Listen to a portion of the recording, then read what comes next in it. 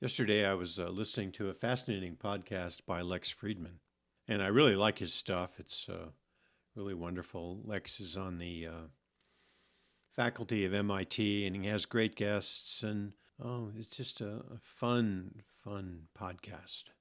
And yesterday, he had on a woman who is an astrophysicist, I think, and they were discussing, the meaning of life and where life came from, and all that stuff that you discuss. And the conversation eventually swerved down to the idea of aliens.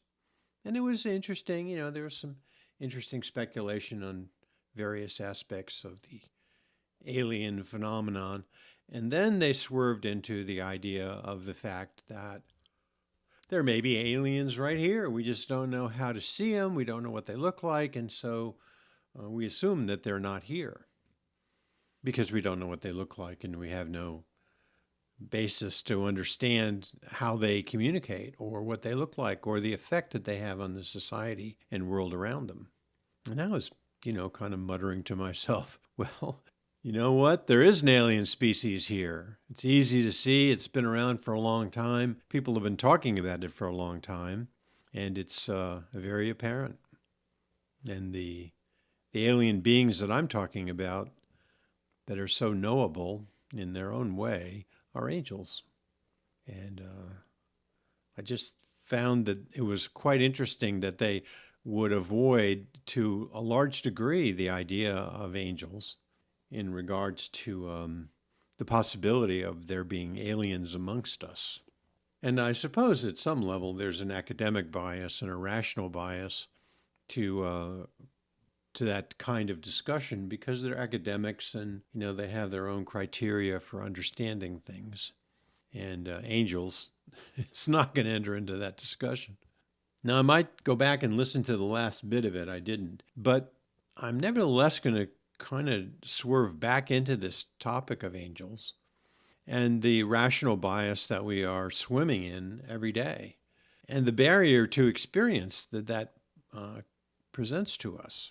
Because we have very knowledgeable people who have, all kinds of advanced degrees and they're masters of divinity or theology, and they write these books and all this kind of stuff, and they are continuously, I think, referring to the work of Yeshua and our spiritual reality in terms of metaphorical dialogues.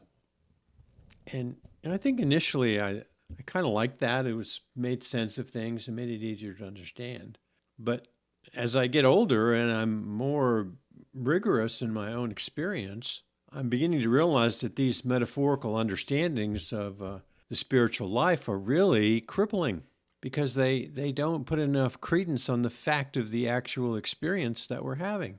So there's a toning down of our endeavor to connect to the divine in as many ways as possible so that our yearning and our longing, which is the basis for opening up our understandings, are short-circuited. And as a result, they make it much more difficult for us to cross the bridge between what I would consider to be ordinary reality and the phenomenal world.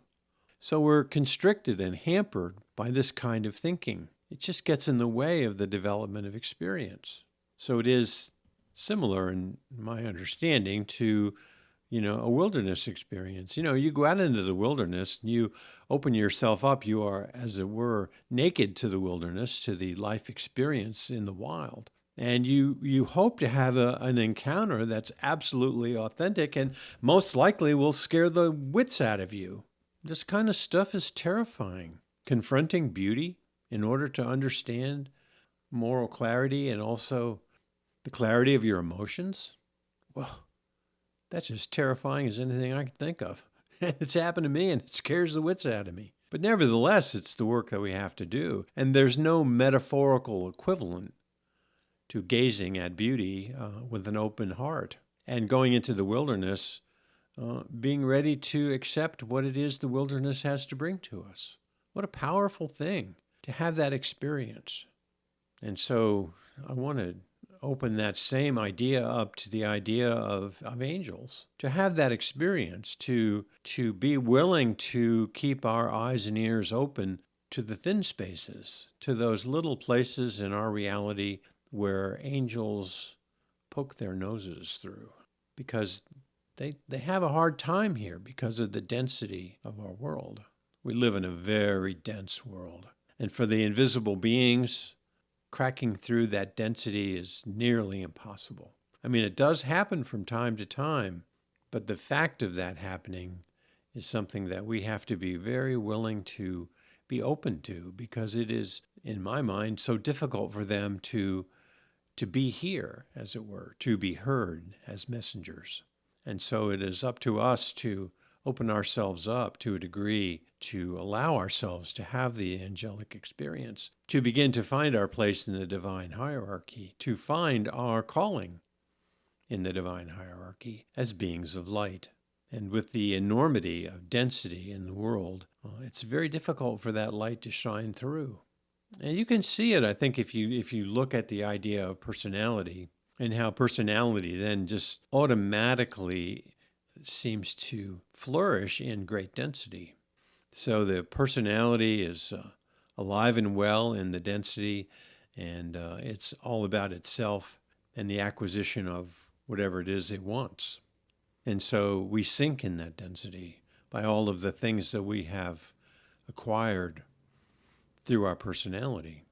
So the goal for me is to begin to set down personality, to rise in the divine hierarchy, to make myself much more available to the beings of the divine hierarchy, who are beings of light, who, in addition to light, carry vibration and music. So I don't think anyone can disagree with the fact of the power of music. And here, in this ordinary reality, music really can be amazingly resonant. And I think it's something that is a natural attraction. But there are also the music that comes from the spheres, from the light. And I liken my own experience with my angel to being an experience of light and also of music, because there's a vibratory quality of that experience that I just cannot deny. It is the feeling of being beautiful, of being touched in a vibratory way that is extremely profound. And it's a physical experience. It's a body experience. It's not necessarily an experience of mind. It occurs on a completely different level. And I like that. And it was not a metaphor. So if you look again at the Gospel of John and the prologue to the Gospel of John and the text about being a child of light, that we are children of light. And as I've said earlier, very recently, the implication of that text is that we're being told almost in no uncertain terms that if you don't understand that you're a child of light, you're not going to understand this gospel. It's so important. It's such a critical prologue that it must be understood in order to be able to proceed in a way that is going to bring you connection to the divine. And that's how I see my work as an experiential work that's not metaphorical. That is very real. I mean, my experiences have been very real, and I've been able to, in a way, quantify them in that there was no other event around that superseded it or preceded it or followed it. That connection existed completely independent of anything else in my life. I did put myself in a circumstance to be available, and that's about longing and yearning. But there is no metaphorical equivalent here. It's a real experience, and I think it has set the tone for my entire life. And I would like for you to consider that for yourself, that you don't need someone to give you the allegorical or metaphorical reasons for what you might believe.